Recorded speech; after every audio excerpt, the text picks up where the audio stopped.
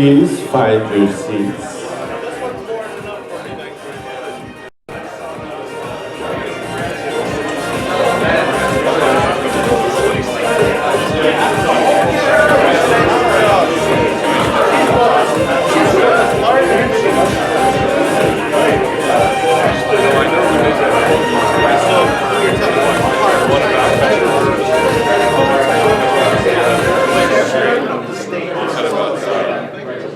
Customers leave for a ride.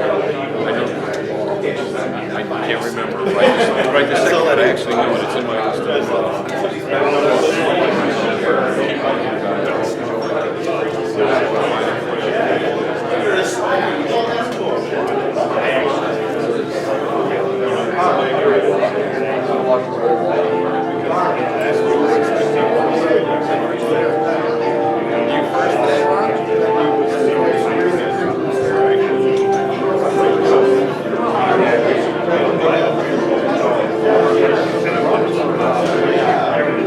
I don't want to have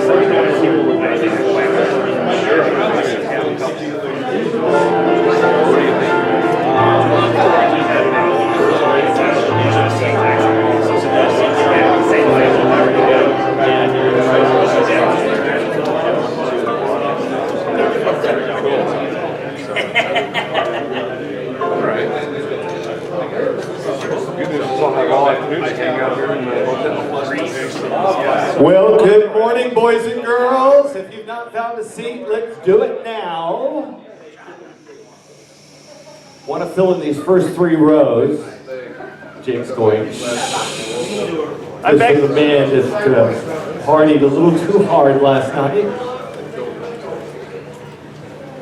Again, good morning. For those of you who don't already know me, and I've not had the pleasure to meet, my name is Ruth. I own Ruth Wedding Entertainment. I'm a certified wedding entertainment director, and I'm a staff writer for the Disc Jockey News. And did I mention that I'm from Kansas City, home of the only NFL team that is undefeated, the 9-0 Kansas City Chiefs. Now, what you're hearing right now is what's called the tomahawk chop song. Now here's what I need everybody to do. Everybody go like this. Everybody go like this. Come on. You might as well learn it now because you're going to need it when the Super Bowl rolls around. Come on, everybody. Here you go. Come on. I'm seriously thinking it's something about that 9-0 thing. Come on. Ben's drawing too much current. Would you hold that for me? All right. So rather than just stalling out here, let's move on. As you saw in the video just a few moments ago, today is the age of the consumer. Okay, and the consumer wants more from the companies they choose to do business with than ever before. You know, not enough just to provide an exceptional service; they expect an extraordinary experience. So let me ask you. What's the difference between exceptional customer service and extraordinary customer experience? But on a serious note, seriously, anybody know the difference? Okay, well, let me put it in real simple terms, something that we all deal with every day of the week. Responding to an email in a timely manner is considered exceptional customer service or client service in our business, okay? How you make the client feel in your response determines their experience with you, okay? Over the past 10 years, there's been a lot of talk, actually a lot of emphasis, about DJs getting what they're worth.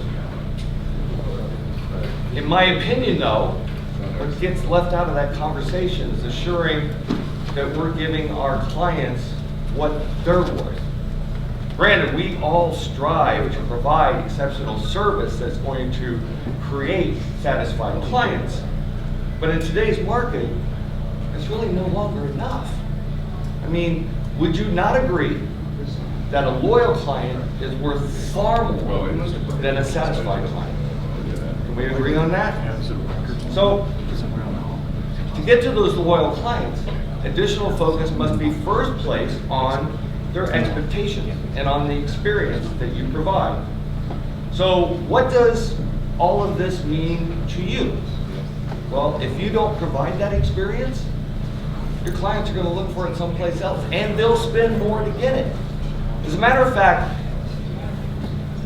research shows that the majority of consumers will pay more for a product or service from those who provide a better experience. Does anybody know why? Anybody? Just from your own buying experience? Because they value the experience more. As a bonus, an extraordinary experience produces brand loyalty that transforms your satisfied clients into raving fans who will share that experience happily, gladly, excitedly share that experience with others. Here's what I want everyone to do. Everyone take out your smartphone for me. Everybody take out your smartphone. I was wondering where that went. Everybody take out the smartphone. What I want you to do is turn it on so that you can see all the fun apps that you have on there. Ron, what if you only have a dumb phone? We'll get to that. Everybody take out your smartphone. Everybody got it out, looking at it? Okay, Howard, what's the one thing that you enjoy doing most with your smartphone? Putting it on Those were the old guys, I enjoy If there's no grade on this, Howard, any answer will work. Checking out movies. Checking out movies, movie times. Checking out movie times. Okay, that's good. That's convenience, isn't it? It's really easy to be able to do that.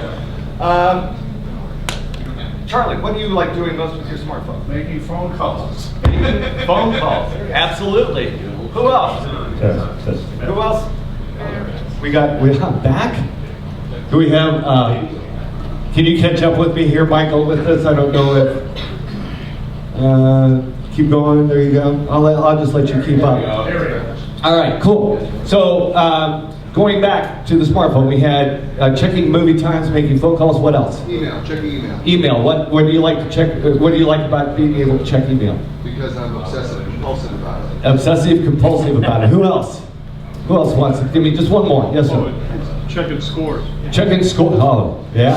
That's what I was doing on Sunday. Checking scores. You know, it's kind of funny because out of this small sampling, usually, and Charlie was ahead of the game over here, usually, and he actually blew my entire script because I usually say, you know, it's funny, no one ever mentions what the original purpose of a phone was for, and that's to what? Make and receive phone calls. Absolutely right. And why is that? Because nowadays that's considered to be a basic feature. No longer at the list, top of the list of our priorities, right? I mean, remember the days when before you bought a phone, you had to ask about call quality and whether the calls would drop out? Remember those? All right, so how many of you had a phone like, here, hold that for me for a moment. How many of you had a phone like this at some point in your life? Okay? Now this one just happens to be a flip phone, and I know a lot of them were like one piece, you know, you had that one piece there. What was the original purpose of this phone? To make and receive phone calls. Now, if I remember right, this phone, this particular phone, you could also text, you could, and actually I think you had to pay extra for that. You could send and receive emails at the speed of mud, and it also took really crappy photos. As a matter of fact, when I was playing with this prop, I was reminded, I had forgotten all about this. If you'll notice, I don't know if you can see it, see that little bottom hole there? That's actually the camera lens. And then right above it, it looks like a rivet. You know what that was? That was so if you wanted to take a selfie, you had to put your face in that rivet and then take the picture. You know, can you imagine doing that today with our phones? So how many of you are paying the same amount of money for this, for your smartphone as you were for this phone? You're paying the same amount of money? You're from overseas though, aren't you? How many of you are paying more for your smartphone than you are for this phone? Now, how many would you go back to this phone knowing that you could save money? One person. Why would you do that? I don't know. It's just much more Simplicity. Simplicity. Well, in most cases, though, Most people wouldn't do that. You're like one out of the 40 or 50 that are in this room. Few people would do that. Why? Because, well, we have a relationship with our phone. May I have my phone back there, Brian? I'll swap it. We have a relationship with our phone. We take it with us wherever we go and whenever we go. You know, we trust it to hold whatever information we put into it. We feel good when we use it.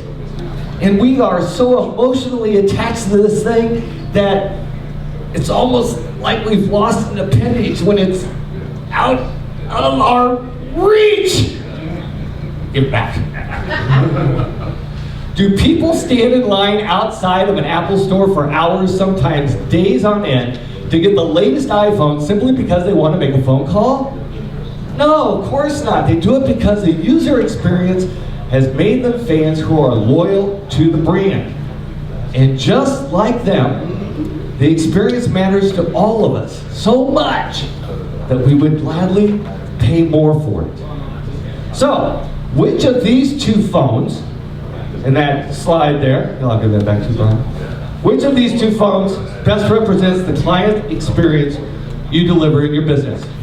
If they were sitting side by side on a shelf, like you see them right there, which one do you think your clients would choose? The one on the left that is nothing more, that does nothing more but focus on basic service, being able to make a phone call, maybe send text messages, take crappy photos, or the one on the right that is committed to transforming that basic service into an extraordinary experience. I'm going to share a secret with you.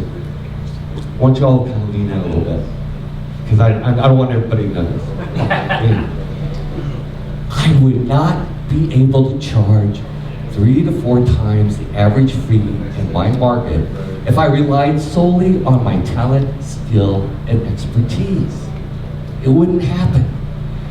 Because I put so much focus on assuring that each and every client has an extraordinary experience, that I'm able to continue doing what I love instead of working here.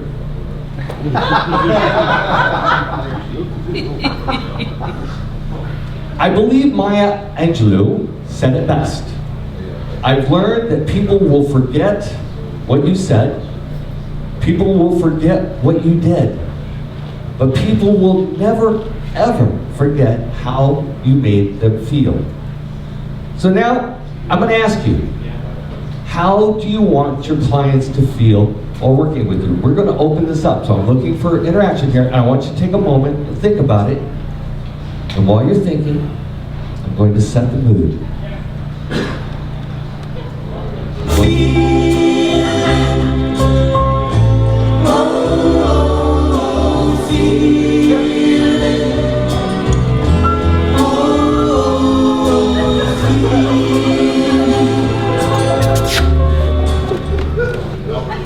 So I'm going to come back to the original question. How do you want your clients to feel when they do business with you? Somebody, help me out here.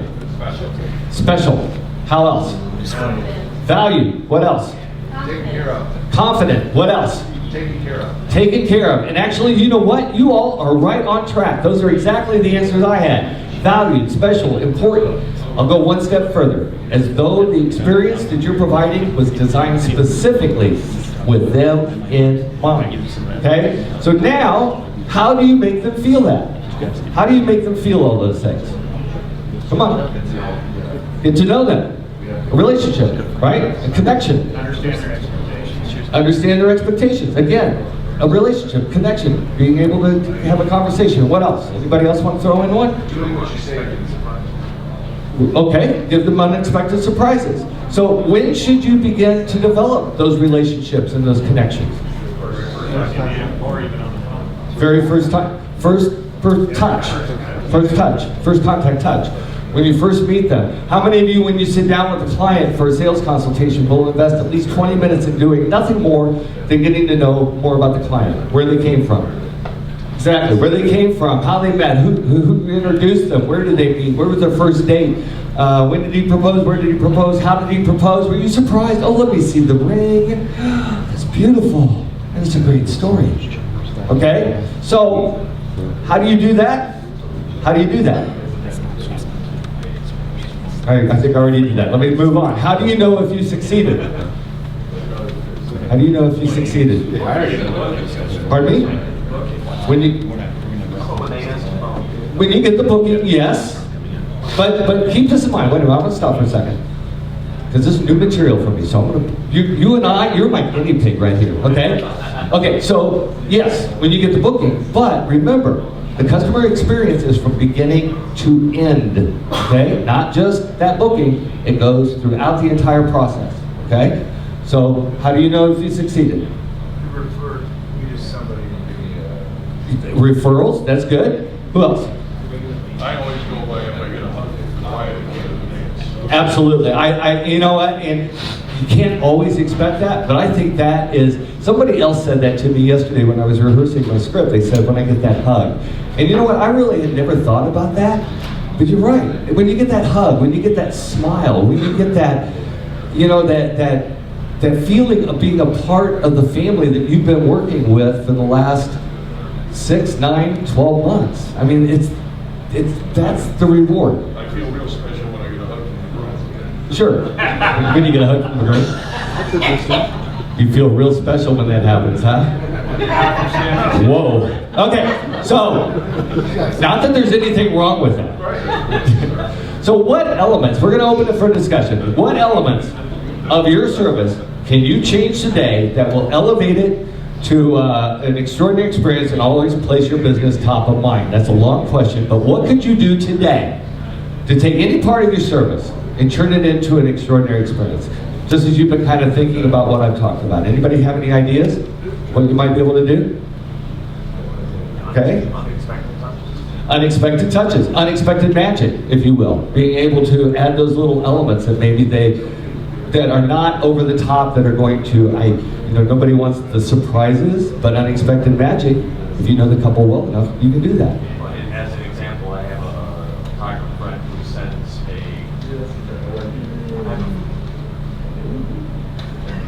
Did we lose power again? It's on. He just talks to Yeah.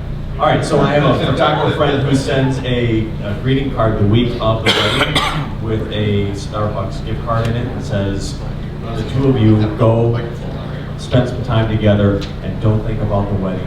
Just be with each other that week of. And she has gotten so many thank yous for that one touch. Anybody else? John, could you give me a little bit more mic, please? Anybody else?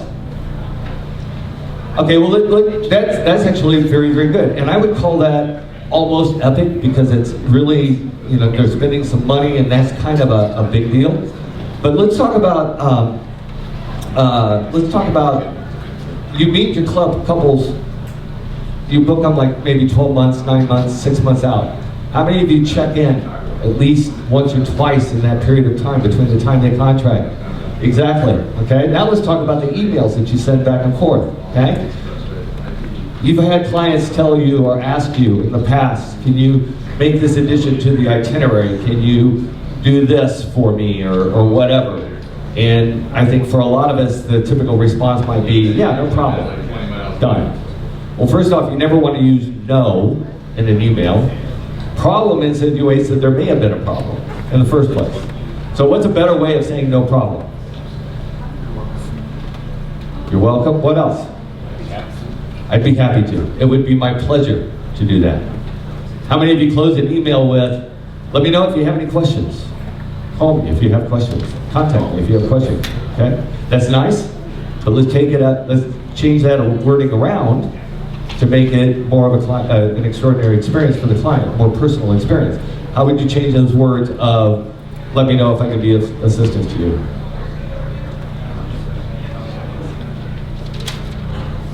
Let me know if there's anything else I can do. How about this? How about what else can I do for you today? You know? How else can I be of assistance? What else can I do for you today? Leave them knowing that you are, they're ready to go. They don't have to contact you. You're already proactive. How else can I contact you today? What is the focus during the first meeting you have with a client? How many of you, let me rephrase that. How many of you in your first meeting, I'm not talking about sales consult, how many of you spend just your first meeting, again, getting to know more about your client? In a sales consult, in 20 minutes, you're only going to get to know so much. But how many of you invest that first meeting in just getting to know more about the couple, not only about the couple, but what they share in common, what they enjoy doing most together, more details about maybe who said I love you first, who had the first kiss. How many of you do that? Good. A few hands went up. I would suggest to you that if you're not doing that, I devote, and I'm not saying I do everything the right way, but one of the things I do, the first meeting for me is what I call a design consult. It's an hour and a half of doing nothing more but talking about the couple. There's no planning, unless they have questions about their event. We just talk about the two of them. That's all we talk about. And then I'm happy to answer any questions that they might have, and then the second time we get together is to actually work on the planning. And the reason for that is it gives you an opportunity to kind of think through all the stuff that you got from them, the information, so that when you sit down with the planning meeting, then you start talking about maybe some little special ideas that you might have that would be exclusive to that couple, rather than just what they see at every other wedding reception. How many times do you meet with your clients? How many of you meet with your clients more than once? Okay, now keep your hands up. How many of you meet with your clients 3 times? 2 times, at least 2 times, okay? And how many of you just meet with your clients once?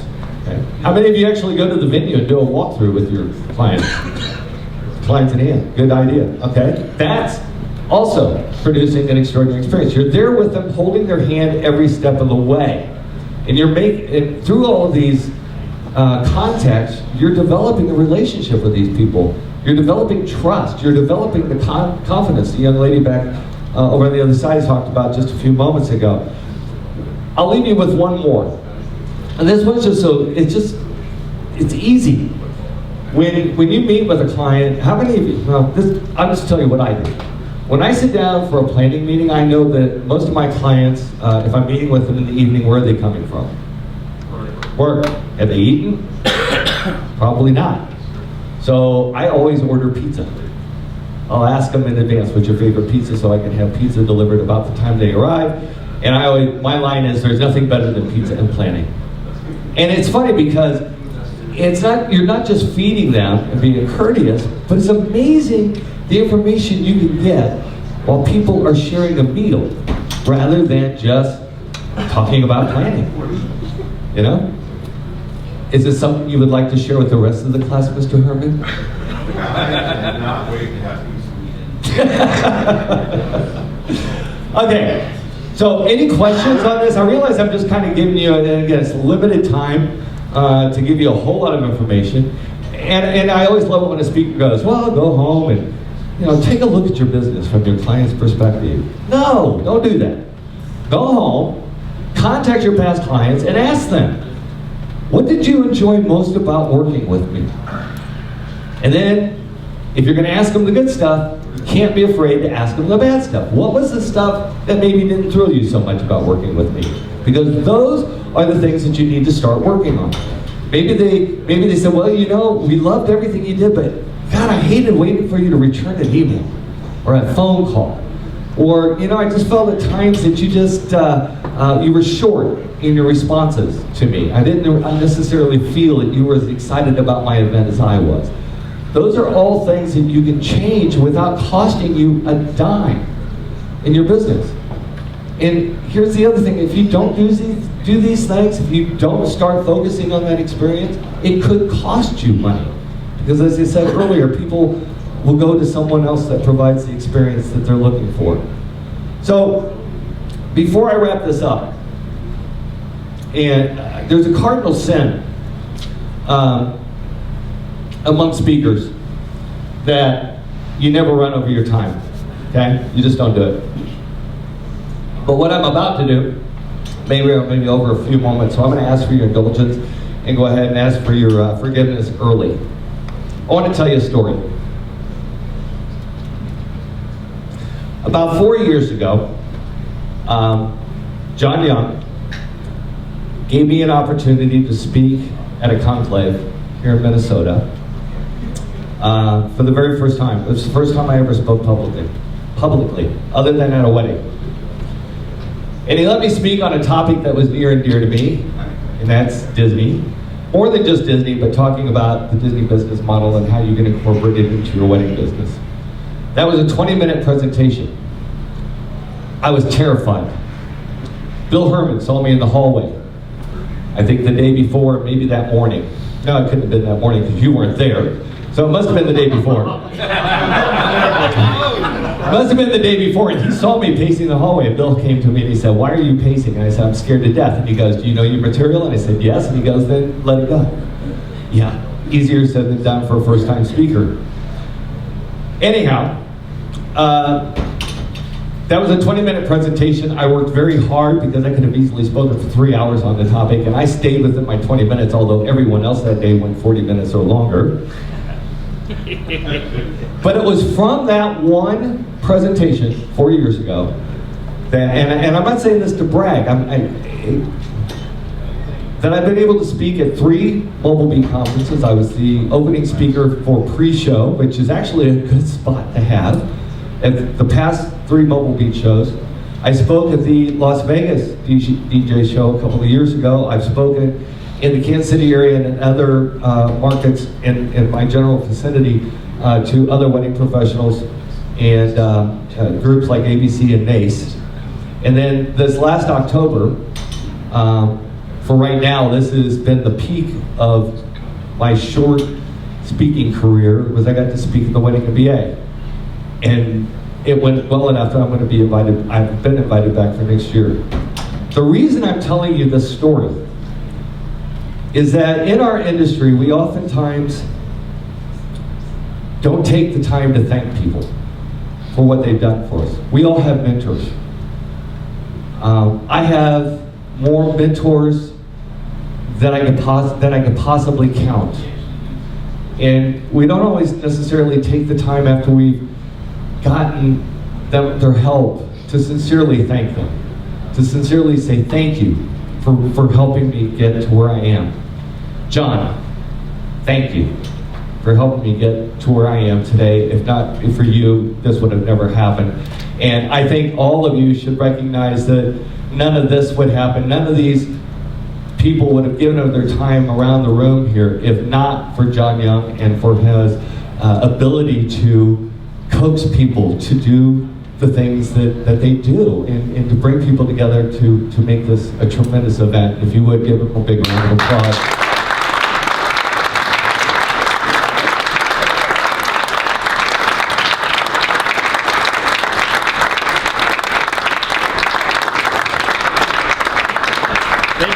All right, now, the downside of me, of John giving me the opportunity to speak at any point in my life is that now I have product to sell. And I want your money. No, I'm just kidding.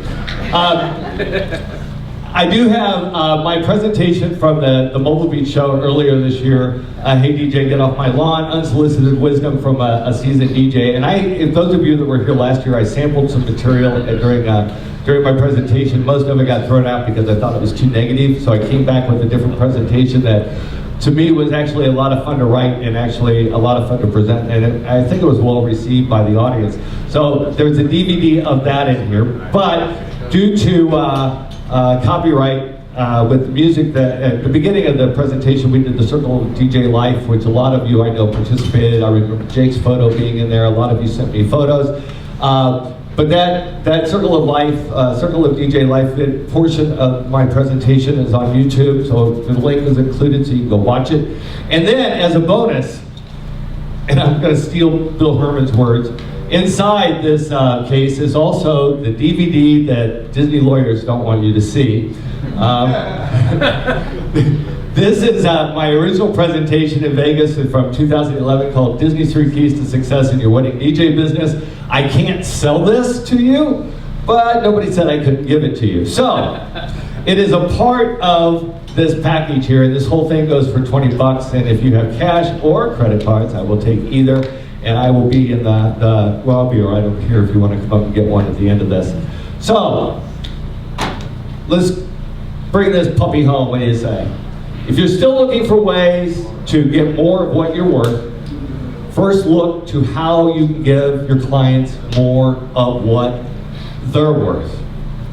The experience you provide really does matter to you, your clients, and more importantly, your bottom line. Thank you so much. Thank you for listening. Have a great day.